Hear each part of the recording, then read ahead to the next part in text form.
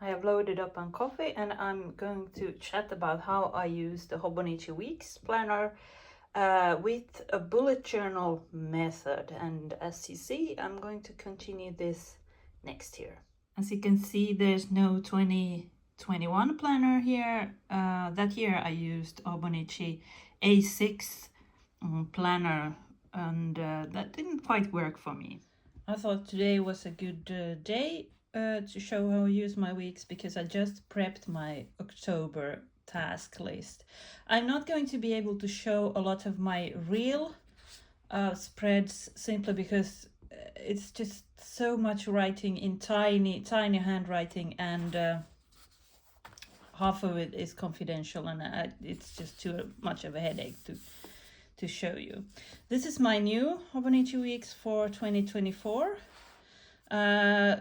This year I have birthdays on this place, important dates. I like the English version because here I get a spot to write important things for me. I've been lately using this to track my cycle, just filling in the days here.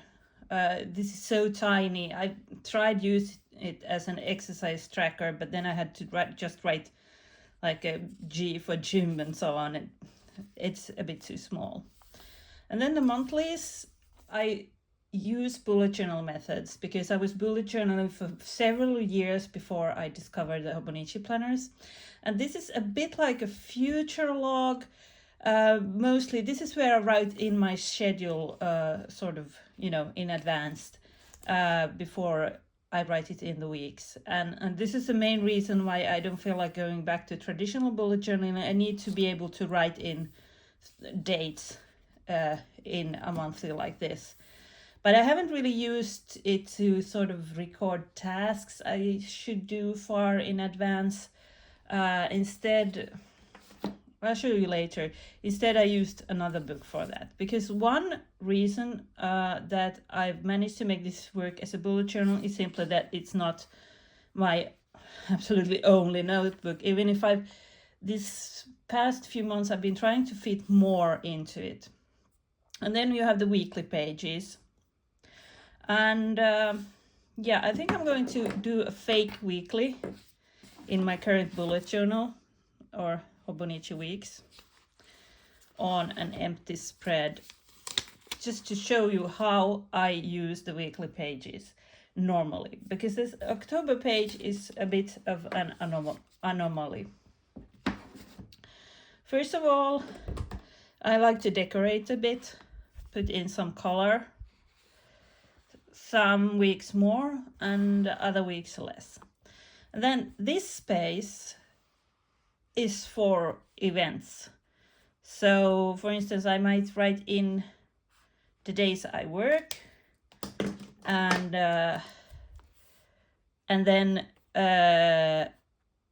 what work I do that day, and then when the day is finished, I can write in, the hours. And this is how I keep track of my work hours. Then if I have like something else going on a day, I might put it in either here if it fits, or maybe here, and be like,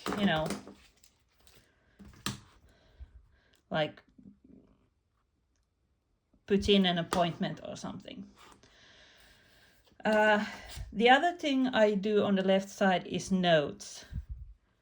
And this might be something like change the password or something like this. And this is why I'm not showing you the real pages. I don't even usually write the whole password here, just some sort of hints about what it could be.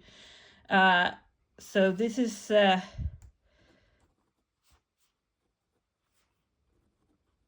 this can be just sort of notes after it happened. And this is an important part of bullet journaling, that you're in your dailies, not just writing tasks and your schedule, but also what happened, to keep note of it. And this is what I use the left page for: schedule and notes. Then the right page, that's my task list usually. And I use the bullet journal sort of dots, like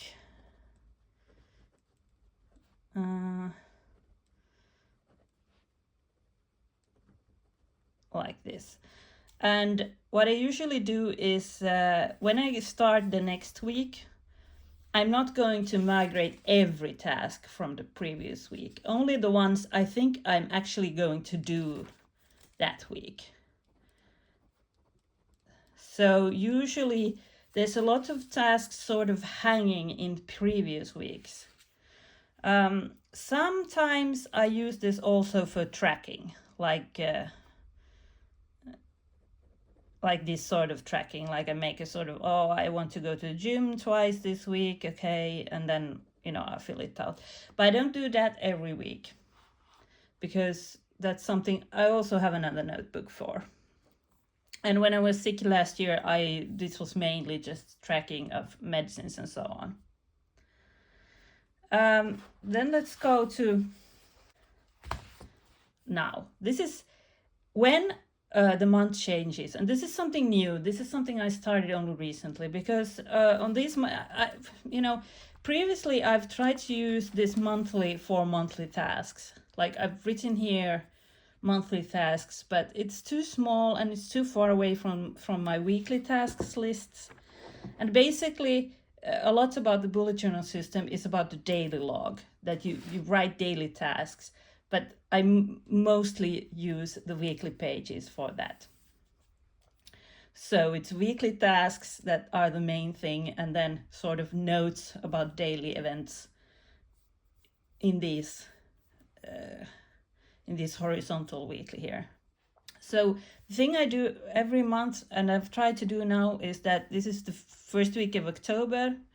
So I migrate everything. As I explained to you earlier, I tend to keep tasks hanging in the weekly task list, and only move over what I'm actually going to do a week. But when I start a new month, then I migrate everything. Absolutely everything. So this is a page that I'm going to completely fill up today. In October, you always need to change to winter tires. So that's just something I'm going to write here now as an example. So these are the weekly pages, and then in the back we have a lot of note pages. And for next year I bought the mega because I hope to use them more. And this is basically what in bujo terms you call collections. When I used my first Hobonichi Weeks in 2020, I tried to have daily logs here, but again, it was too far from the weekly. This page felt too narrow. I started to write things in two places. It was confusing. So now this is for this is an example, but just some sort of NaNoWriMo plants and some new washi I have. So this is any kind of plans to renovate, any sort of important meeting notes, all that stuff I put in the note pages. But then, as I said, this is so small, it's so tiny. I keep it usually in this cover that also works as a wallet. I don't fit absolutely everything into it. I mean, we could start with these are my notes for the video. This is just an A6 Hobonichi notebook, and sometimes I do daily logs in this one. If I have like a free day and there's a lot of little things I need to do, like clean the house and so on, I write it in this one. Then I have a separate health planner. Like this is a Muji notebook. And let's see. Yeah, this is this week. So I went biking today, so that's my goal is to go to the gym this week, but it doesn't look like it. But I've been biking every day, so that's good. but I like that this is undated. So for instance, in the summer I didn't use it for like 2 months, and that's when I also tracked some of my exercises, this one, except the weeks I didn't track it at all. You know. And then I have a Leuchtturm notebook that I've shown many times before in videos, which I call Collections Bullet Journal. But I don't know if I need something like this in the future. I've tried to sort of use this one for things I used to use this one for, because it's always at home, and there's been so many times when I've needed information from this one. And I have a sort of future log here. It's sort of, I've made goals per month, but I've noticed there's so much, again, confidential. But I think I've shown it in some previous videos here. So yeah, that's how I use the Hobonichi Weeks as a bullet journal. And of course, if you're interested in bullet journaling, look up Ryder Carl's original videos and his book and all that. He explains it so much better than I do. Thank you. Bye.